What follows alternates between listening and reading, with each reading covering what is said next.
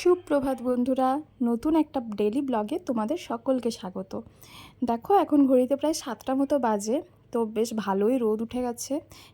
এত গরমের সকালে আমরাও তাড়াতাড়ি উঠে পড়েছি, কারণ তোমাদের দাদাভাইয়ের আজ থেকে স্কুল খুলছে। আর এদিকে দেখো মেথি জল ভেজানো ছিল, আমি খেয়ে নিয়েছি, তোমাদের দাদাভাইয়েরটা আছে। আর ওদিকে বাদাম ভিজিয়ে রেখেছিলাম।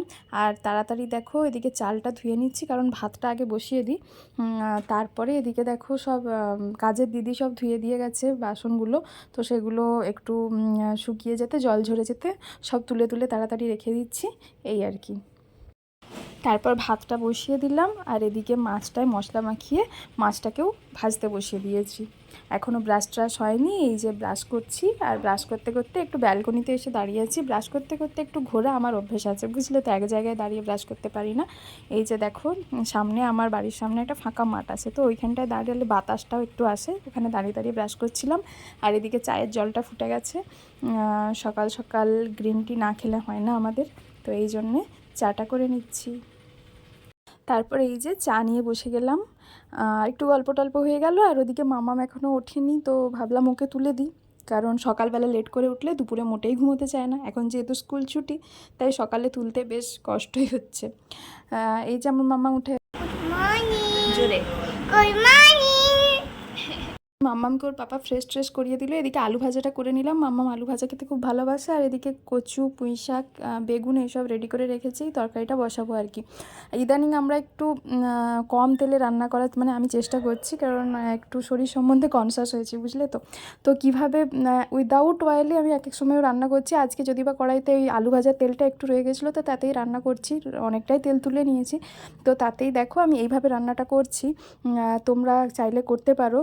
তো কম তেলে রান্না করার জন্য আমি যেটা করি সেটা হচ্ছে পেঁয়াজটাকে গ্রেড করে নিই বা বেটে নিই মিক্সিতে, তাহলে তেলটা খুব কম লাগে। আর এই মশলাগুলোকে এক জায়গায় দিয়ে একটু জল দিয়ে হালকা করে পেস্ট করে নিই, তাহলেও আর মশলাটা পুড়ে যাওয়ার ভয় থাকে না, কারণ কম তেলে নাহলে মশলাটা পুড়ে যাওয়ার ভয় থাকে।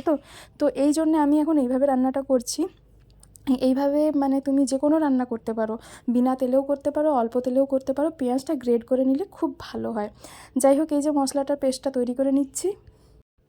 তো এবারে পেঁয়াজের সাথে আদা রসুন বাটা দিয়ে আর এই মশলাটা দিয়ে কষিয়ে ভালোভাবে, তারপরেই তুমি তোমার সবজি বা যা ইচ্ছে যেটা রান্না করতে চাও সেটা দিয়ে ভালোভাবে একটু নাড়াচাড়া করে কষিয়ে জল ঢেলে রান্না দেখবে সুন্দর হয়ে যাবে। আর এদিকে মাছের ঝোলটাও বসিয়ে দিলাম, মাছ ভাজার তেলটা রয়ে গেছিলো, তাই একটু বেশি তেল লাগছে। আর আমি খাবো আজকে ওটস আর দই, তো টক দই দিয়ে আর কি। তো ড্রাই রোস্ট করা ওটসটা ছিল, ওতে দইটা মাখিয়ে এখন রেখে দিলাম, একটু পরে খাবো।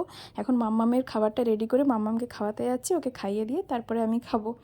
যাই হোক, এরপরে এদিকে তরকারিটাও দেখছি অনেকটাই হয়ে এসেছে, রান্না তো তাড়াতাড়ি করতে হবে, কারণ তোমাদের দাদাভাই খেয়ে।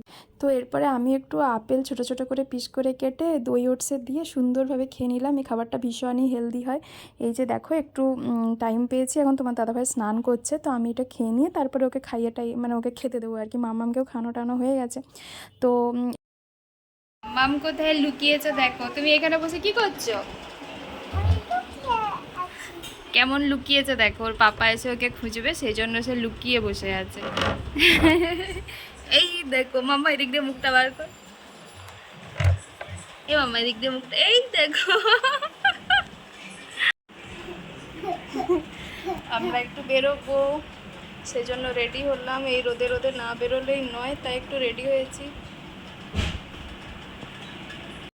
তারপরে এই যে আমি আর মাম্মাম চলে এলাম একটু ব্যাংকে, কাজ ছিল, তোমাদের দাদাভাই ছেড়ে দিয়ে গেল। এরপরে আমরা কাজ ছেড়ে টোটোয় করে ফিরে গেলাম আর কি। যাই হোক, আজকের ব্লগটা এই পর্যন্তই। কেমন লাগলো অবশ্যই কমেন্ট করে জানিও। সবাই ভালো থেকো, টাটা।